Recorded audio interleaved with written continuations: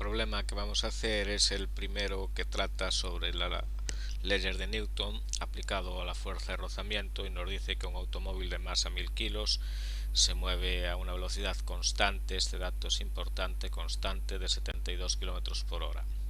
Si el coeficiente de rozamiento es de 0,12, nos pide la fuerza que tiene que hacer el motor para seguir moviéndose a velocidad constante y que si de repente soltamos el pie del acelerador, pues qué tiempo tarda en detenerse y el espacio que recorre en ese tiempo. Bueno, pues vamos allá con él. Entonces, lo primero, como siempre, lo primero es coger los datos del problema y ponerlos a mano para no tener que andar leyendo arriba en el enunciado, sino tener ya todos los datos a mano y hacer un dibujo importantísimo en física. Entonces aquí está el automóvil, sobre el automóvil dibujamos las fuerzas que actúan, esas las tenéis que saber. Hacia abajo el peso, hacia arriba la normal, que es la fuerza que ejerce el suelo, que impide que el automóvil es la fuerza que hace que el automóvil esté sobre el suelo, no se mantenga sobre el suelo. Hacia la derecha tenemos la fuerza del motor y hacia la izquierda la fuerza de rozamiento. La fuerza de rozamiento siempre supone al movimiento. Entonces lo primero que vamos a hacer es analizar qué pasa en el eje de la silla. Vamos a poner aquí hacia arriba el eje de la silla es positivo y hacia la derecha pues será el eje de las X positivo. Entonces, ¿qué pasa en el eje de las sillas? Bueno, pues si aplicamos la segunda ley de Newton al eje de las sillas, indica que la suma de fuerzas en el eje Y es igual a la masa por la aceleración en el eje Y. Pero en el eje Y vemos que el cuerpo no se mueve, el cuerpo se mueve en eje X, entonces si el cuerpo no se mueve en el eje Y, la aceleración en el eje Y debe ser 0 y este sumatorio de fuerzas en el eje de la silla debe ser igual al 0. ¿Eso qué quiere decir? Que la normal, que es la fuerza que tenemos aquí, más el peso, deben ser dos fuerzas iguales a 0. Como vemos, vamos a poner así, esta es una ecuación vectorial porque es en vectores y si estos vectores se anulan, pues necesariamente tienen que ser iguales submódulos. Esto es una ecuación en módulos. Estos son módulos. Bien, ¿por qué he hecho este balance el eje Y? Bueno, primero para ya saber que la aceleración en Y es 0 y por otra parte porque la normal es igual al peso y yo necesito la normal pues para calcular la fuerza de rozamiento. El módulo de la fuerza de rozamiento por definición es el coeficiente de rozamiento por la normal y si la normal es el peso, pues en un plano horizontal será el coeficiente de rozamiento por la masa y por la gravedad. El coeficiente de rozamiento es 0,12, la masa son 1000 kilos y la gravedad 9,8 y entonces nos da un módulo de la fuerza de rozamiento de 1176 newton. Este es el valor del módulo de la fuerza de rozamiento. Acordaros que siempre que no lleve flechita por encima será módulo, cuando lleva flecha es vector. Entonces ya hemos analizado el eje de las sillas y la importancia está en que gracias a eso tengo la normal y la fuerza de rozamiento. Vamos entonces a aplicar la segunda ley de Newton al eje X. Entonces, como siempre, la suma de fuerzas en el eje X será igual a la masa por la aceleración en X. Fijaros que siempre empezamos con sumatorio de fuerzas igual a masa por la aceleración, todos los apartados. En el enunciado del ejercicio, pues veis que hay un dato que nos dice que la velocidad es constante en el apartado A. Entonces, si la velocidad es constante, eso indica que la aceleración en x es 0 porque v es constante, con lo cual esto implica que la suma de fuerzas en x, en este caso, también va a ser igual a 0. ¿Qué fuerzas tenemos nosotros en x? Bueno, vamos a ir para arriba. Esto a veces... aquí, vamos ahí. ¿Qué fuerzas tenemos nosotros en x? Pues tenemos la fuerza del motor más el rozamiento, y eso será igual a la masa por la aceleración en x, que vemos que es 0, ya lo hemos puesto antes, y entonces la fuerza del motor más vector la fuerza de rozamiento, vector también, será igual a 0, y esto nos queda que la fuerza del motor, y ahora la fuerza de rozamiento pues es 1176 newton, pero es hacia la izquierda, entonces si lo ponemos como vector tendremos que poner un signo negativo 1176 por el vector director en el eje de las x, que es el y eso es igual a 0. Si ahora despejamos la fuerza del motor, que es lo que nos pide en el apartado A, vector será igual a 1176 y las unidades de fuerza serán newton, o N abreviado. Pues este es el apartado A, y ya veis que siempre es aplicar la segunda ley de Newton a cada uno de los ejes para calcular las aceleraciones o las fuerzas que nos pidan si nos dan la aceleración. Vamos a hacer nuestro apartado B. Apartado B, que tenemos ya aquí dibujado. Vamos a poner aquí B. Entonces en el apartado B me dice que si suelto el acelerador, pues qué tiempo tarda en detenerse y qué espacio recorre. Bien, si suelto el acelerador, la única fuerza que hay es el rozamiento, aunque el cuerpo se esté moviendo con una velocidad hacia la derecha.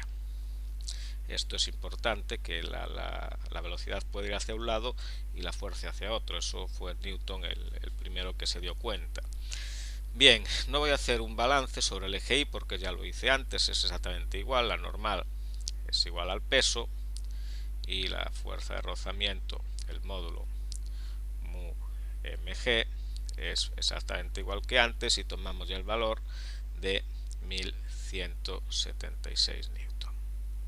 Entonces ahora hacemos la segunda ley de Newton al eje X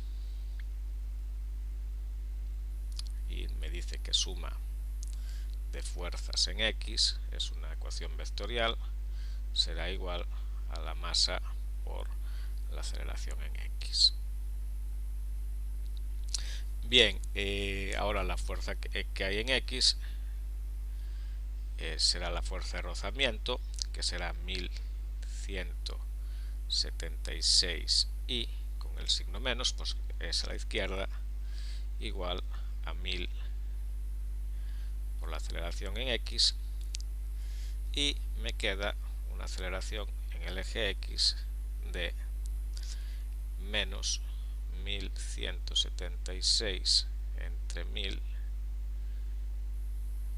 Bueno, todo esto, si lo quiero multiplicado por y de esta manera, no lo puse antes, menos 1,176 y unidades de aceleración metros partido por segundo al cuadrado. Sucede muchas veces que los problemas de dinámica son en realidad problemas que se usan las leyes de Newton para calcular las aceleraciones, y a partir de ahí se transforman en problemas de cinemática, que es lo que nos sucede aquí.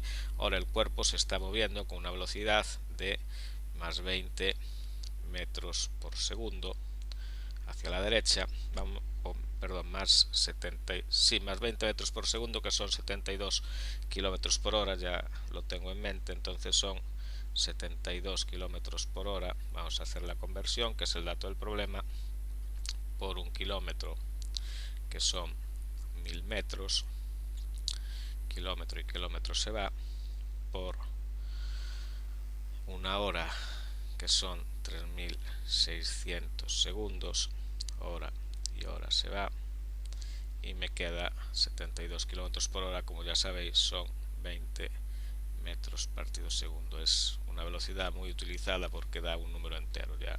Bien, entonces hacia la derecha se mueve con 20 metros por segundo, tiene esta aceleración, pues vamos a escribir simplemente las ecuaciones de movimiento y hacer los cálculos para calcular ese tiempo. Entonces la primera, vamos a poner la velocidad, es la velocidad inicial más la aceleración por el tiempo, y será 20 menos 1,176 por t.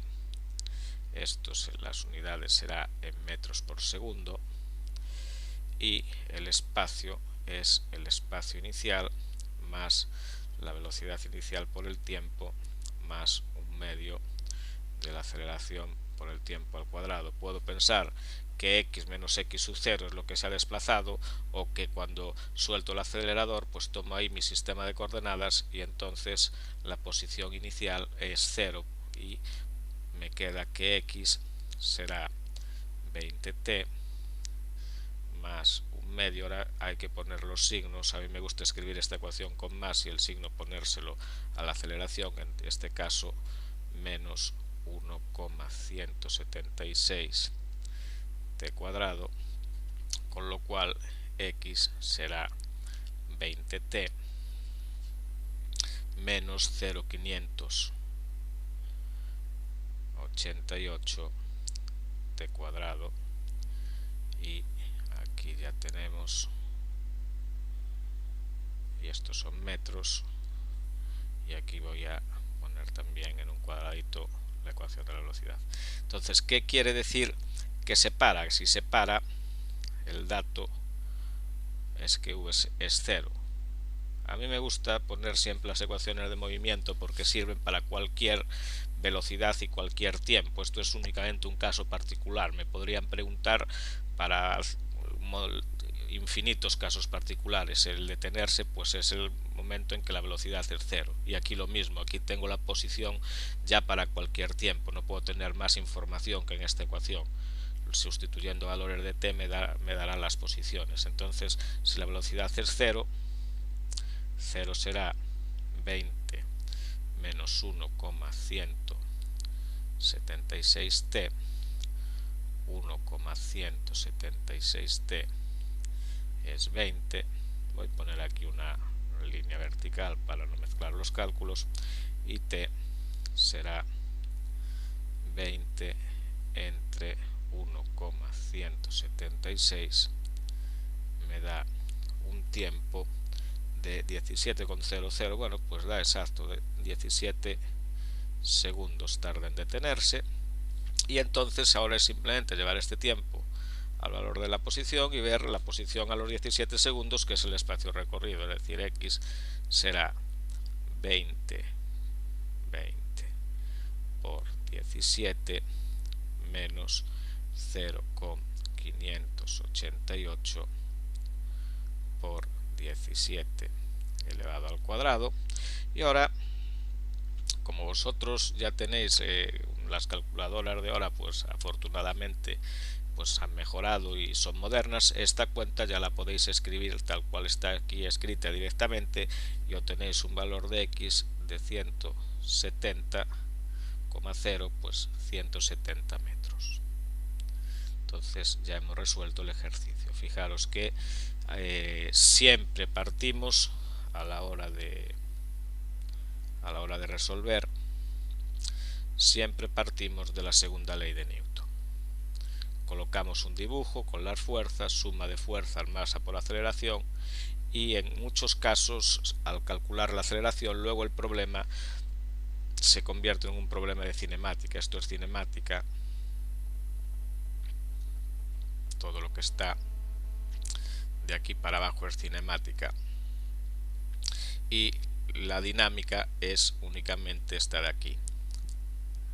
Arriba, pues fijaros una cosa en el ejercicio de arriba, que cuando el cuerpo se mueve con velocidad constante, la aceleración es cero, y el motor lo único que hace es contrarrestar la fuerza de rozamiento.